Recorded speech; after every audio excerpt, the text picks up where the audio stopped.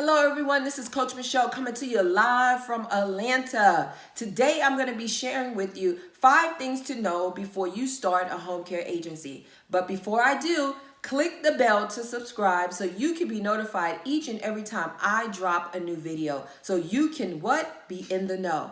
So the very first thing that you need to know, guys, before you start your home care business is there is going to be a lot of turnover. Turnover, aka call outs. You're going to be in a position, and I'm not speaking this is the truth. You're going to be in a position where you assign a caregiver, one of your employees, to work with a client in his or her home, and that person is not going to show up.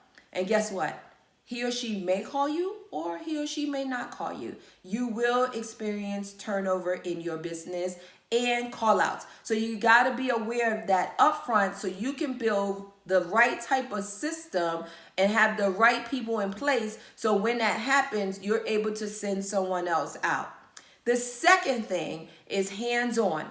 A lot of people start their business and they fail. And the reason why they fail is because they don't want to be hands-on, meaning they believe they can start the business and then everything is just going to magically happen and they do not have to participate in the business. Guys, that is far, far from the truth. When I started my agency in 2013, I was significantly hands-on. And guess what? When those call-outs happened, when the turnover happened, and if I did not have a caregiver, guess what? I was hands-on, meaning I went out to service that client. So you have to understand hands-on 24/7. If you get a phone call in the middle of the night because a client has a question or concern, whatever the situation may be, you need to answer that phone in the beginning until you grow your business where you're able to hire someone to assist you. So again, hands-on 24/7 because you're offering services 24/7. The third thing is lots of paperwork. This is not a business where you can just sign someone up and then you send your invoices every week and you get paid. Most states are regulated, so you have to adhere to the rules and regulations of the governing body, right? For your state.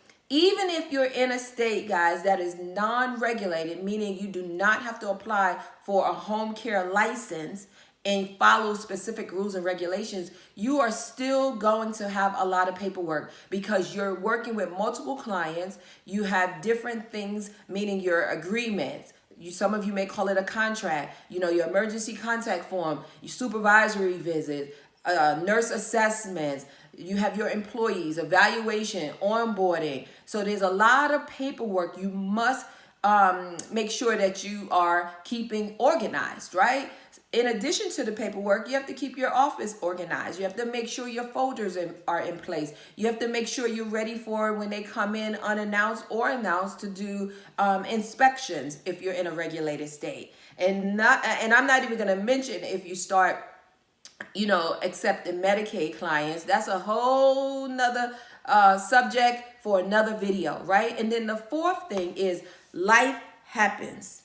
I'm here to tell you that life happens. When I think about some of the people that have not been successful, some of the people that have stopped, some of the people that just gave up, many times it could simply be because life happens.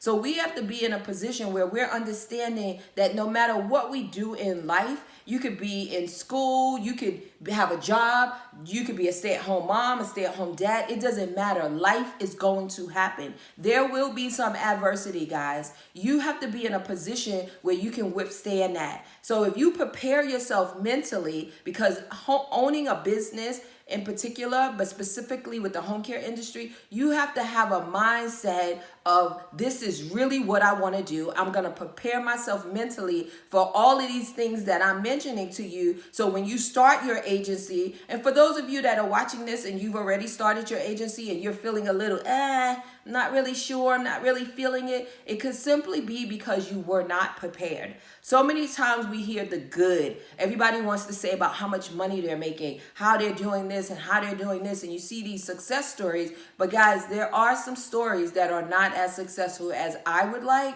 and as the individuals that have started their business may like. So I'm giving you guys these tips because I want each and every one of you to be successful.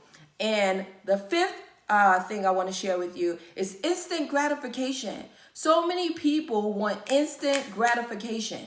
For my moms out there, my dads out there, I don't know about you, but it took 9 months for me to have my baby. So instant gratification does not happen in this business. So some of you may be nurses. Some of you may have a huge circle of influence. Some of you may already have referral sources lined up. It's still not instant gratification, guys. There's always going to be a learning curve. And that's one of the things that I help so many people with, is overcoming and even shortening that learning curve, because we're able to walk you through that process. So it's not going to be instant gratification. And when that doesn't happen, so many times people give up. You have to give your business an opportunity to grow. You have to give yourself an opportunity to learn, and also an opportunity to make some mistakes, right?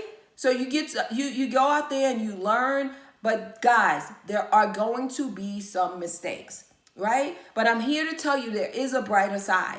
So for all of those people, including myself, that I know that have successful businesses, there's a few things that they've done. One is making sure they follow their policies and procedures. When you have your policies and procedures, that's going to tell you every single thing you need to know as far as operating your business on a day-to-day basis. And is this business lucrative? Absolutely, because I know a lot of you are thinking that it is a very, very, very lucrative business, but it's equally gratifying. So you're going to get some gratification, especially if you're a passionate person and you're doing this because you really believe that this is your calling and this is what you were birthed to do. When I say birthed to do, meaning that you love providing services for others, you love helping others, you love stimulating your economy by providing jobs for those individuals within your community.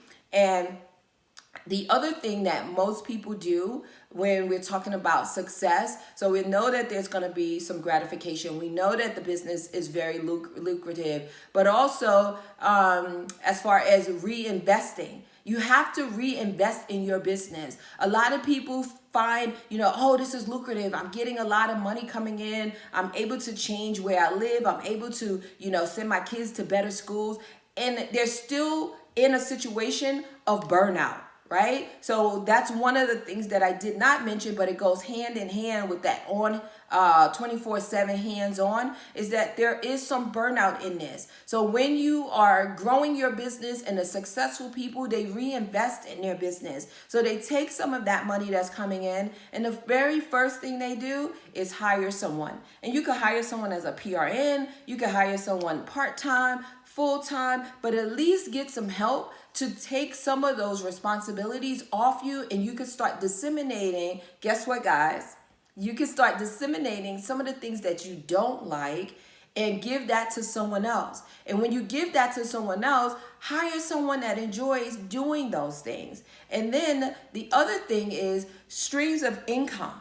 Multiple people that I know and that I've helped, and I've helped people all across the country, actually internationally as well. And the other thing that I teach them is streams of income. Once you start your business, you want to have multiple streams of income. And I'm not talking about starting this business, starting that business, starting this business, different industry, which is something that I do promote. However, that's once you're established. When you're starting your home care agency, and as you start to grow, and you've have identified the gratification in it, you've identified that it's lucrative, you've started to reinvest in your business, you've started to diversify your services, then you start to diversify your streams of income inside of the industry, right? So you may not really understand, and I'm keeping my videos really short because I want to give you guys some meat.